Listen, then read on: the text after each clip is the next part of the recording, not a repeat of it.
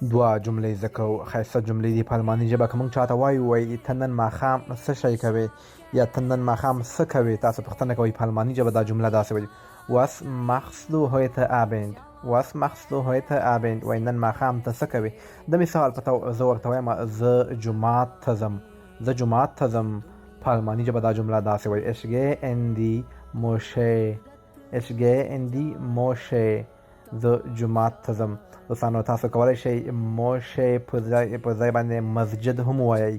Ich gehe in die مسجد. مطلب اکثره اسلامي لغتونه دا باید موږ تبدیل نه کړو بلې ژبې ته.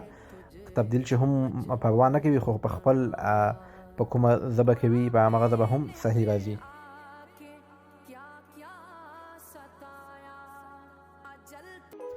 درې مهمې جملې زده کوو. کله چې موږ سهار کې ویښیږو څه کوو او څنګه وایو چې زه ویښ شوم. په الماني ژبه دا جملې زده کوو. وایي زه ویښ شوم. Ich bin aufgewacht. Ich bin aufgewacht. وایي زه ویښ شوم. بیا وایي ما شاور واخیست، یعنی حمام مې وکړ. په الماني ژبه داسې وایو: Ich habe geduscht. Ich habe geduscht. وایي ما شاور واخیست. بیا هغه نه بعد وایي موږ جامې اغوندو کنه. وایي ما جامې واغوستې. ما جامې واغوستې. په الماني ژبه دا جمله داسې وایي: Ich habe mich angezogen. Ich habe mich angezogen. ما جامې واغوستې. درې جملې دي په سهار کې چې موږ څه کوو. راځئ هغه درسره زده کړئ.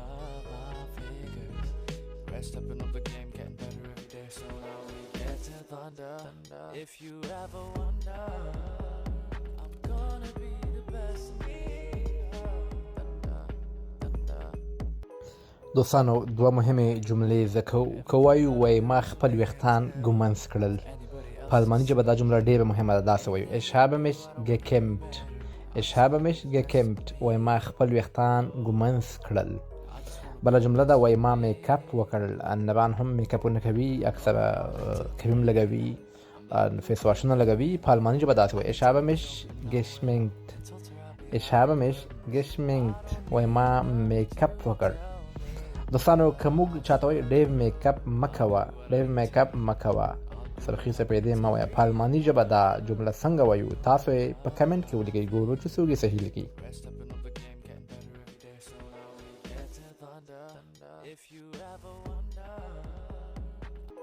دوستانو دوه مهمې جملې زده کوو. کله چې موږ له چا څخه پوښتنه کوو وایي زه به کله د استوګنې اجازه ترلاسه کړم. په پښتو کې ورته لنډه معنا کې وایم کابلي به ترلاسه کړم.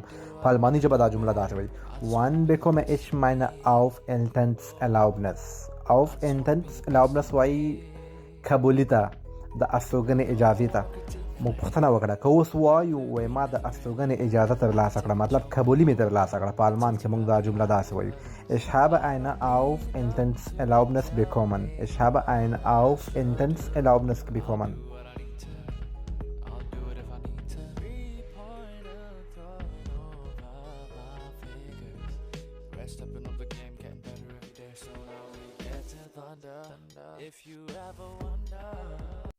راځئ دوستانو چې درې مهم اصطلاحات زده کړو په الماني ژبه باندې.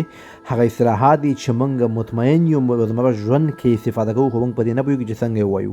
وایو نن ماښام. په الماني ژبه داسې وایو: Heute Abend. Heute Abend. نن ماښام یا نن شپه. یوه خبر ده دوستانو. که وایو پرون ماښام یا پرون شپه په الماني ژبه داسې وایو: Gestern Abend. Gestern Abend. Gestern وایو پرون، Abend وایو ماښام. که وایو سبا ماښام. سبا ماښام په الماني ژبه داسې وایي: Morgen Abend. Morgen Abend. سبا ماښام. دوستانو که موږ چاته وایو دوه ورځې وروسته، تاسو یو چاته واده ورکوئ ورته وایي دوه ورځې وروسته. په الماني ژبه دا جمله څنګه وایو تاسو کولی شئ په کمنټ کې ولیکئ.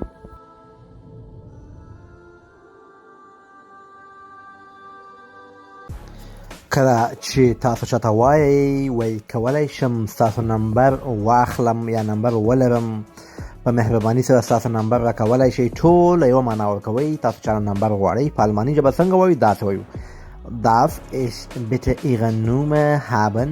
Darf وایي دلته د اجازې په شکل او د مؤدبانه نه فورمل شکل سره. Darf ich bitte Ihre Nummer haben؟ کولی شم یا په اجازې سره په مهرباني سره ستاسو نمبر ولرم. دا زده کړئ. او بله جمله هم زده کوو. وایي کولی شم یا اجازه ده له تاسو سره یو عکس واخلم. اجازه ده یا کولی شم تاسو سره عکس واخلم. په الماني ژبه دا جمله داسې وایو: Darf ich ein Foto mit dir machen? Darf ich ein Foto mit dir machen? کولای شم تاسو سره عکس واخلم. که موږ وایو نه اجازه نشته، نه اجازه نشته، دا جمله په الماني ژبه څنګه وایي تاسو په کمنټ کې ولیکئ.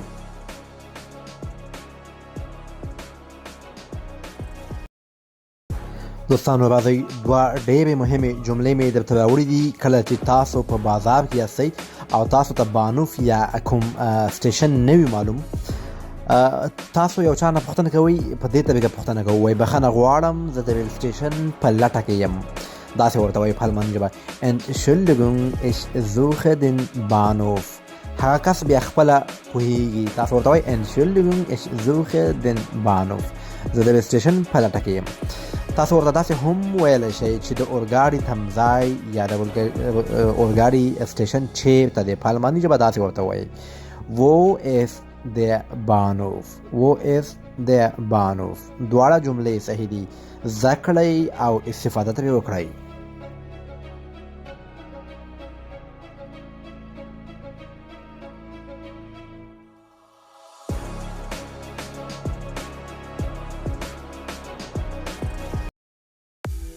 راځئ چې درې مختلفې جملې زده کړو چې روزمره ژوند کې موږ ورسره مخامخ کېږو په الماني ژبه باندې.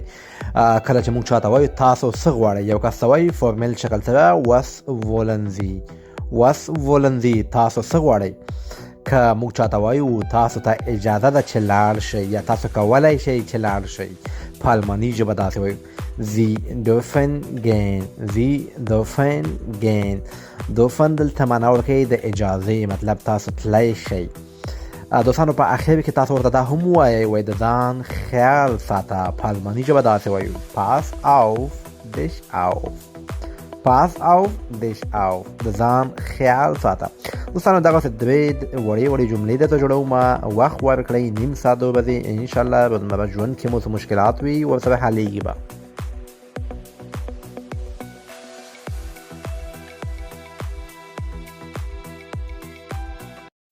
درې مهمې جملې زده کوو په مختلفو زمانو کې. وایي ما څه وویل، په الماني ژبه داسې وایو Was habe ich gesagt. ما څه وویل. که وایو هغه څه وویل، هغه څه وویل، په الماني ژبه داسې وایو Was hat er gesagt. Was hat er gesagt. هغه څه وویل.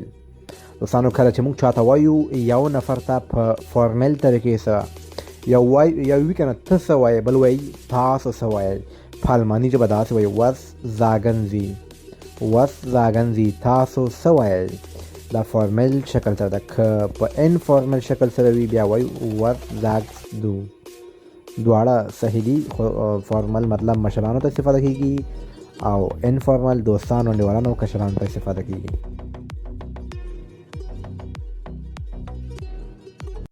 درې مهمې جملې جوړو په وو کې، مطلب چیرته وایو هغه چیرته دی، په الماني ژبه داسې وایو Wo ist er. هغه چیرته ده. که وایو زه چیرته یم، تاسو یو ځای کې ولاړ وایي نه پوهېږم زه چیرته یم، په الماني ژبه داسې Wo bin ich. Wo bin ich. که وایو هغوی یا دوی چیرې دي یا چیرته دي، هغوی یا دوی چیرې دي، په الماني ژبه داسې وایي Wo sind Sie. ډېر کسان دي Wo sind Sie. دوستانو که موږ یو کس څخه زیاتو کسانو ته انفورمل یعنی غیر مؤدبانه شکل سره وایو تاسو چیرته یئ، تاسو چیرته یئ، دا جمله په الماني ژبه څنګه وایي تاسو یې په کمنټ کې ولیکئ.